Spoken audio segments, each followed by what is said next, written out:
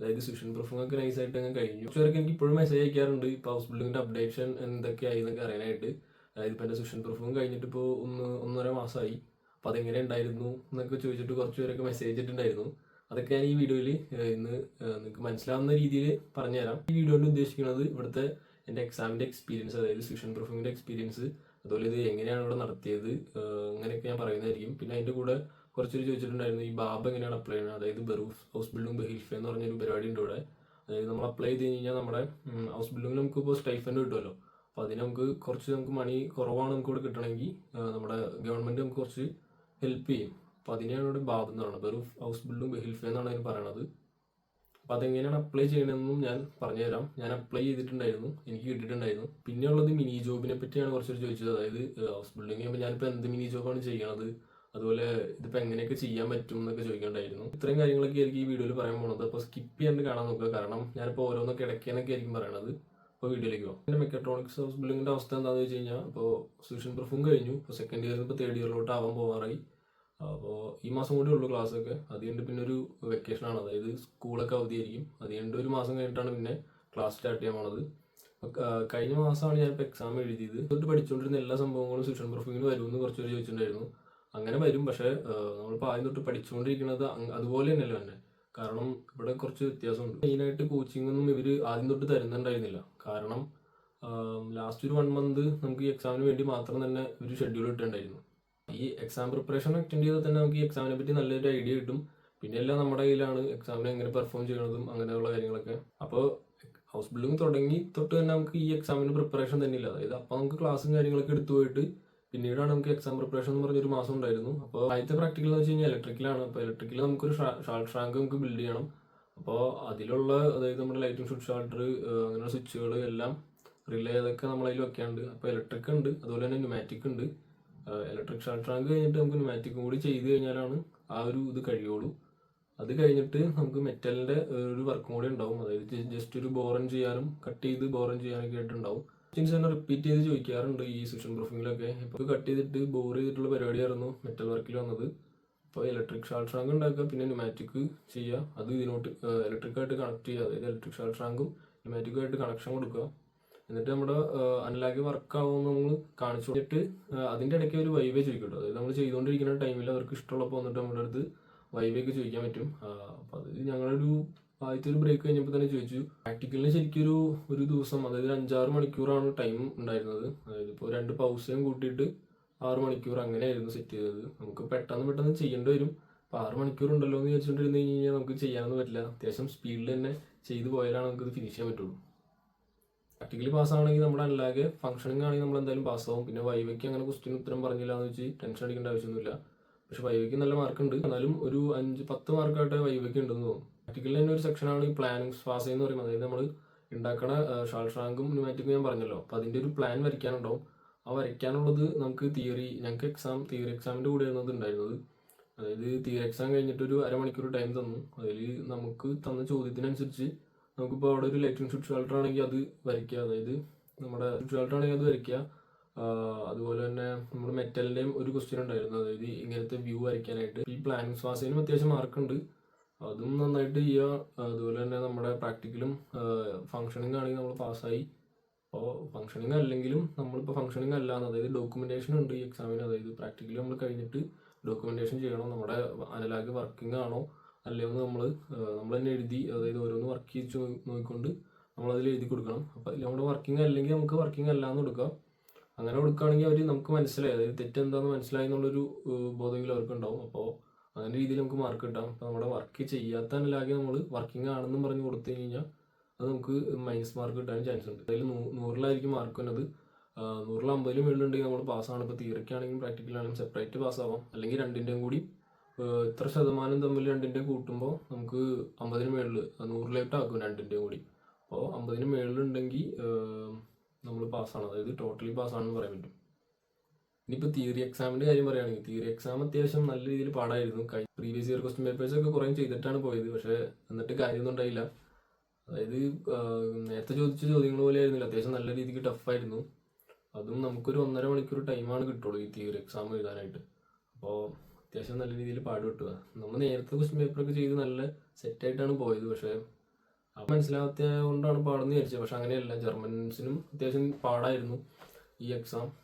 ഈ ചോദ്യം വായിച്ചെടുത്ത് പെട്ടെന്ന് എഴുതാന്ന് പറയുന്നത് കുറച്ച് ടാസ്ക് ആയിരുന്നു. അപ്പോൾ തിയറിക്ക് കുറച്ച് മാർക്ക് കുറവാണ്, പക്ഷേ പ്രാക്ടിക്കലും തിയറിയും കൂടി കൂട്ടുമ്പോൾ പാസ്സായിട്ടുണ്ട്. അത് കാരണം വലിയ ആശ്വാസമായി. തിയറി സെക്ഷനും ഇതുപോലെ തന്നെ നമുക്ക് പ്രിപ്പറേഷൻ തന്നിട്ടുണ്ടായിരുന്നു. അപ്പോൾ മെയിനായിട്ട് ഈ പ്രീവിയസ് ഇയർ ക്വസ്റ്റ്യൻ പേപ്പേഴ്സ് ചെയ്ത് നോക്കുക. അപ്പോൾ നമുക്ക് ആദ്യം തൊട്ട് പഠിപ്പിച്ച എല്ലാ കാര്യങ്ങളും നമ്മൾ റിവൈസ് ചെയ്ത് പോകും.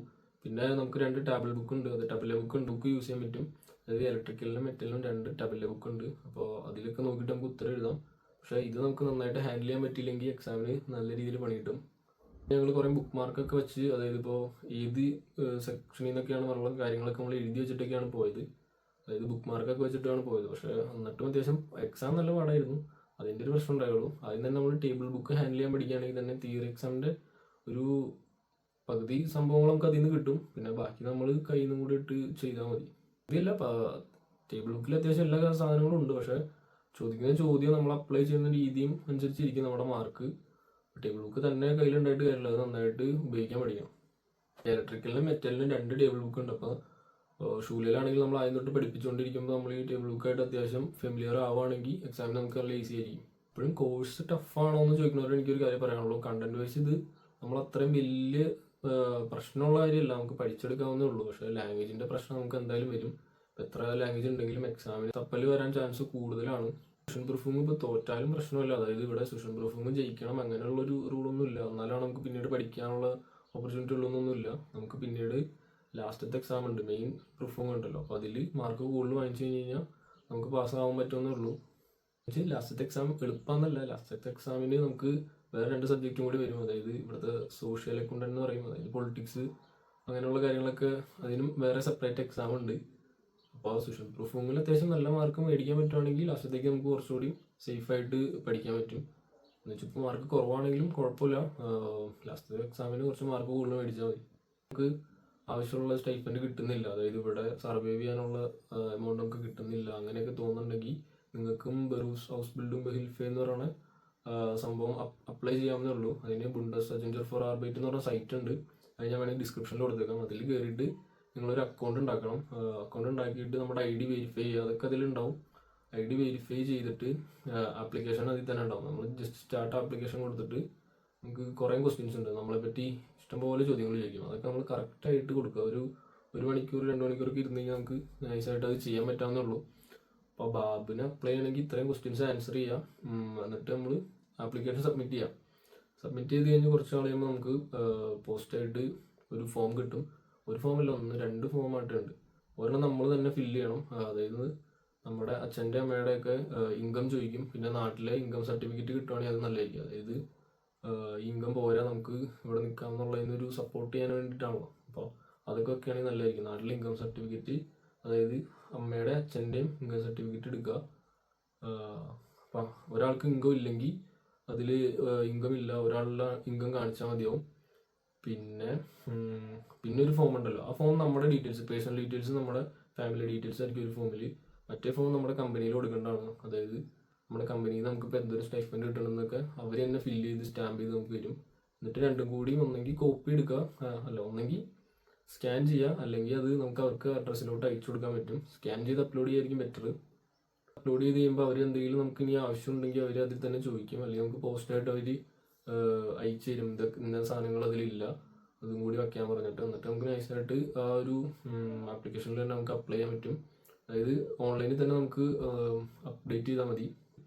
ഇന്നിപ്പോൾ ജനുവരിയിൽ അപ്ലൈ ചെയ്തെന്ന് വെച്ച് കഴിഞ്ഞാൽ ചിലപ്പോൾ എല്ലാം റെഡി ആയി വരുമ്പോഴത്തേക്കും ചിലപ്പോൾ ഫെബ്രുവരി മാർച്ചൊക്കെ ആവും. പക്ഷെ എന്നാലും നമ്മൾ അപ്ലൈ ചെയ്ത് ഡേറ്റ് തൊട്ടുള്ള നമുക്കുള്ള ഫണ്ട് കിട്ടും. എത്ര നേരത്തെ അപ്ലൈ ചെയ്യുന്നോ അത്രയും നേരത്തുള്ള ഫണ്ട് നമുക്ക് കിട്ടുന്നതായിരിക്കും. ഇപ്പോൾ നമ്മൾ എലിജിബിൾ ആണെങ്കിൽ മാത്രം. എല്ലാ മാസം ദോഷിലാൻഡ് ടിക്കറ്റ് എടുക്കുന്നുണ്ട്. അതായത് ഇപ്പോൾ ക്ലാസ് ഉണ്ട്, അതുകൊണ്ട് നിങ്ങൾക്ക് എല്ലാ മാസം ദോഷിലാൻഡ് ടിക്കറ്റ് എടുക്കേണ്ട വന്നു കഴിഞ്ഞാൽ അത് നിങ്ങൾക്ക് ഇതിൽ കാണിക്കാൻ പറ്റും. അതൊക്കെ ഒരു ഹൈ ഡിമാൻഡ് ഉള്ളതാണ് നമുക്ക് കിട്ടാനായിട്ട്. അപ്പോൾ എനിക്ക് അങ്ങനെയാണ് കിട്ടിയത്. അതായത് ഞങ്ങൾ എല്ലാ മാസവും ദോഷിലാൻഡ് ടിക്കറ്റ് എടുക്കുന്നുണ്ട്. അപ്പോൾ അതിൻ്റെ ഡീറ്റെയിൽസും കാര്യങ്ങളും കൊടുത്തു. അപ്പോൾ അവരിങ്ങനെ ഇതൊക്കെ കാൽക്കുലേറ്റ് ചെയ്തിട്ട് ഒരു എമൗണ്ട് കിട്ടും. അതായത് ദോഷിലാൻഡ് ടിക്കറ്റിനുള്ള പൈസ അവർ നമുക്ക് എല്ലാ മാസവും അക്കൗണ്ടിലോട്ട് ക്രെഡിറ്റ് ആവും. അവിടെ ഈ കമ്പനി ഭയങ്കര സപ്പോർട്ടീവ് ആയിട്ടുള്ള കമ്പനികളൊക്കെ ഉണ്ട്. അതായത് ചിലർ ദോഷിലാൻഡ് ടിക്കറ്റ് ഒക്കെ എടുത്തു കൊടുക്കുന്ന കമ്പനികളൊക്കെ ഉണ്ട്. അവർക്കൊന്നും ഇത് ആപ്ലിക്കബിൾ ആയിരിക്കില്ല. നിങ്ങൾക്കിപ്പോൾ കമ്പനിയിൽ കാര്യങ്ങൾ ഇങ്ങനത്തെ സപ്പോർട്ടൊന്നും ഇല്ലെങ്കിൽ നമുക്ക് ഗവൺമെൻറ്റിൻ്റെ ഭാഗത്തുനിന്ന് ഇങ്ങനെ സപ്പോർട്ട് കിട്ടും. നിങ്ങൾക്ക് അപ്ലൈ ചെയ്യണമെങ്കിൽ താഴെ ഞാൻ ലിങ്ക് കൊടുത്തേക്കാം, അപ്പോൾ ഒന്ന് ട്രൈ ചെയ്ത് നോക്കുക. പിന്നെ ഞാൻ ചെയ്യണത്, പിന്നെ മിനി ജോബിനെ പറ്റി പറയുകയാണെങ്കിൽ മിനി ജോബ് ഞാൻ ഇപ്പോൾ ചെയ്യണത് ഒരു 3-4 മാസമായിട്ട് ഇപ്പോൾ ചെയ്യുന്നുണ്ട്, കണ്ടിന്യൂസ് ആയിട്ട് ചെയ്യുന്നുണ്ട്. അപ്പോൾ അത് നമുക്ക് മാക്സിമം ഇപ്പോൾ 600 സംതിങ് യൂറോസ് നമുക്ക് ഒരു മാസമൊക്കെ ഏൺ ചെയ്യാൻ പറ്റും.